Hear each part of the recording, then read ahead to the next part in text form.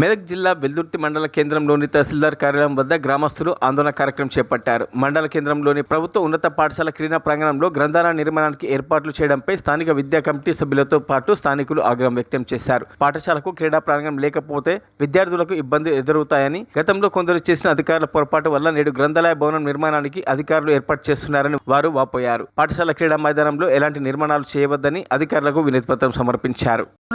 మరి నిన్నటి రోజున గ్రంథాలయం కోసము అక్కడ ముగ్గు వేయడం జరిగింది. మరి క్రీడా ప్రాంగణంలో ఎటువంటి కన్స్ట్రక్షన్ జరగద్దని మరి ఎంఆర్ఓ స్పెషల్ ఆఫీసర్కు మరి సిఓ గారికి ఎంపీడీ గారు అందరూ కూడా మెమోరాండం ఇవ్వడం జరుగుతుంది. కాబట్టి ఎట్టి పరిస్థితుల్లో కూడా ప్రభుత్వ స్కూల్ జాగాలో ఎటువంటి నిర్మాణాలు జరగరాదు. దానికి మేము అందరం కూడా గ్రామ పెద్దలు, ఎస్ఎంసీ కమిటీ, పేరెంట్స్ కమిటీ అందరం వచ్చి కూడా ఈ జాగాలో ఎటువంటి నిర్మాణాలు జరగద్దని ఎంఆర్ఓ గారికి మెమోరాండం ఇవ్వడం జరిగింది. మరిన్ని అప్డేట్స్ కోసం మా ఛానల్ని సబ్స్క్రైబ్ చేయండి.